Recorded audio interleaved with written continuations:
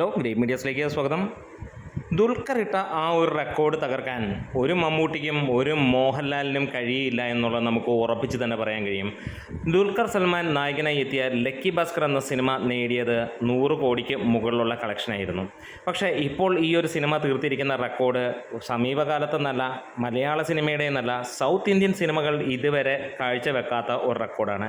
Channel subscribe ചെയ്യുന്ന കാര്യം ഒന്ന് പരിഗണിക്കണമെന്ന് അഭ്യർത്ഥിക്കുന്നു. ഒപ്പം നിങ്ങളുടെ സഹകരണമുണ്ടെങ്കിൽ 55,000 സബ്സ്ക്രൈബേഴ്സിലേക്ക് നമ്മൾ എത്രയും പെട്ടെന്ന് എത്തും എന്ന് തന്നെ വിശ്വസിക്കുന്നു. ഇവിടെ ദുൽഖർ സൽമാൻ നായകനായി എത്തിയ ലക്കി ഭാസ്കർ എന്ന സിനിമ നെറ്റ്ഫ്ലിക്സിലൂടെയാണ് OTTയിലേക്ക് എത്തിയതെന്ന് നമുക്ക് എല്ലാവർക്കും അറിയാം.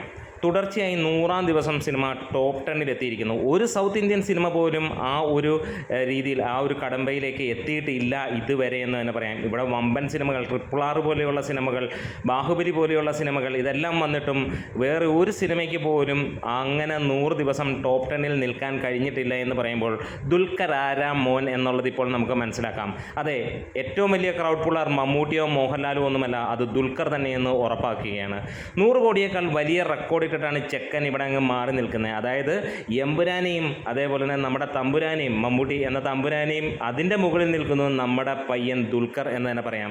ഇനിയും ധൈര്യമായിട്ട് തന്നെ പറയാം, ഒരാൾക്കും ഒരു സംശയമില്ലാതെ തന്നെ പറയാം, ദുൽഖറിൻ്റെ ആ റേഞ്ച്, ദുൽഖറിൻ്റെ ആ ഒരു ക്രൗഡ് പുള്ളിങ് കപ്പാസിറ്റി ഒരു മമ്മൂട്ടിക്കും മോഹൻലാലിനും ഇല്ല. പണ്ടൊക്കെ ഉണ്ടായിരിക്കാം, ഇപ്പോഴും കുറേയൊക്കെ അടുത്തെത്തുന്നുണ്ടെന്ന് പറയാം. ചെക്കൻ 10-12 വർഷമേ ആയുള്ളെങ്കിലും ചെക്കനുള്ള റേഞ്ച് ഇപ്പോൾ നമുക്ക് മനസ്സിലാക്കാൻ കഴിയുന്നു. ലക്കി ഭാസ്കർ എന്ന സിനിമ തെലുങ്കിലെ ഒരു വമ്പൻ സിനിമയായിട്ടൊന്നുമല്ല ഇറങ്ങിയത്. പക്ഷേ ദുൽഖർ അഭിനയിക്കുന്ന സിനിമകളെല്ലാം തനിയെ എങ്ങും വമ്പൻ സിനിമകളാവുകയാണ് ചെയ്യാറുള്ളത്. കാരണം എങ്ങും അങ്ങേര് പോയിട്ട് തള്ളാറില്ല എന്നുള്ളതാണ് ആദ്യത്തെ ഏറ്റവും വലിയ കാര്യം.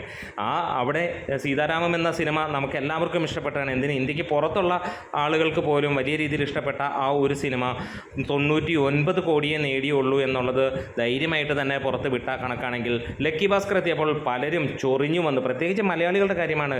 ദുൽഖറിനെ നിക്കറെന്ന് വിളിക്കുന്ന ചില അല്പന്മാരുണ്ട്, അവന്മാരുടെ കാര്യം തന്നെയാണ് എടുത്തു പറയുന്നത്. ചില ചാനലുകാരും ചില മണ്ടൻ ഫാൻസുകാരും ഉണ്ട്, അവന്മാരെ തന്നെ എടുത്തു പറയുകയാണ്. അപ്പം അവരെല്ലാം കൂടെ ചേർന്നിട്ട് ദുൽഖറിൻ്റെ ഈ ഒരു സിനിമ ഒന്നുമല്ല, അല്ലെങ്കിൽ 100 അടിക്കുമോ എന്നൊക്കെ ചോദിച്ചപ്പോൾ സിമ്പിളായിട്ട് നമുക്ക് കാണാൻ കഴിഞ്ഞു, അത് 100 അല്ല 125 കോടിക്ക് മുകളിലേക്ക് എത്തുന്നു. കണ്ട എല്ലാവർക്കും, അത് മലയാളി, തമിഴൻ, തെലുങ്കൻ എന്നൊന്നുമില്ല, എല്ലാവർക്കും ആ സിനിമ ഇഷ്ടപ്പെട്ടു. പ്രത്യേകിച്ച് മിഡിൽ ക്ലാസിൻ്റെ കഥ പറയുന്ന ആ സിനിമ 100 കോടിക്ക് മുകളിലെത്തിയപ്പോൾ അതൊരു ചരിത്രമായി മാറി. അന്യഭാഷകളിൽ പോയിട്ട് മലയാളത്തിലെ ഒരേ ഒരു പാൻ ഇന്ത്യൻ താരമെന്ന് വിശേഷിപ്പിക്കാവുന്ന ഒറ്റ നടൻ അത് ദുൽഖർ തന്നെയാണ്. ആ നടൻ തെലുങ്കിൽ പോയി രണ്ടാമത് ആദ്യം 99 ആണെങ്കിൽ അടുത്തത് 100-ന് മുകളിലേക്ക് എത്തിയിരിക്കുന്നു എന്നുള്ളതാണ്. ഇവിടെ നമുക്ക് കാണാൻ കഴിയുന്നു, ഇവിടെ ദുൽഖർ തീർത്തിരിക്കുന്ന, അല്ലെങ്കിൽ ദുൽഖറിൻ്റെ ലക്കി ഭാസ്കർ എന്ന സിനിമയ്ക്ക് നേടിയ ആ ഒരു റെക്കോർഡ് ഇപ്പോൾ 100 ദിവസവും കഴിഞ്ഞ് മുന്നോട്ട് പോവുകയാണ്. എന്നിട്ടും ടോപ്പ് 10 നിൽക്കുകയാണ്. അതൊരു ഒന്നൊന്നര റെക്കോർഡ് തന്നെയല്ലേ എന്ന് എതിരാളികളോട് ചോദിക്കുകയാണ്, അതേപോലെ ഫാൻസിനോട് ചോദിക്കുകയാണ്, ന്യൂട്രൽ ആൾക്കാരോട് ചോദിക്കുകയാണ്. എന്താണേലും ദുൽഖർ തീർത്ത ആ റെക്കോർഡൊന്നും ഒരു എമ്പുരാനും ഒരു തമ്പുരാനും നടന്നിട്ടില്ല എന്നുള്ളത് തന്നെയാണ്. അതുതന്നെയാണ് ദുൽഖറിനെ മലയാളത്തിന് പുറത്തേക്ക് എത്തുമ്പോൾ മികച്ച നടനായി, അല്ലെങ്കിൽ മികച്ച ഒരു ക്രൗഡ് പുള്ളറായിട്ട് നമുക്ക് കാണുന്നത്. മികച്ച നടന്മാർ മമ്മൂട്ടിയും മോഹൻലാലും തന്നെ എന്നുള്ളതിന് യാതൊരു സംശയവുമില്ല. ദുൽഖറൊക്കെ ആയി വരാൻ പോകുന്നേ ഉള്ളൂ എന്നുള്ളതാണ് പറയാനുള്ളത്.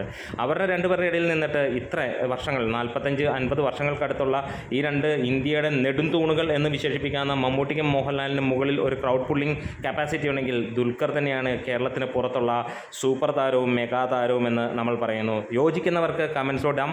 എന്തായാലും ഒന്ന് സബ്സ്ക്രൈബ് ചെയ്ത് തരണം എന്ന് അഭ്യർത്ഥിക്കുന്നു. Great medias.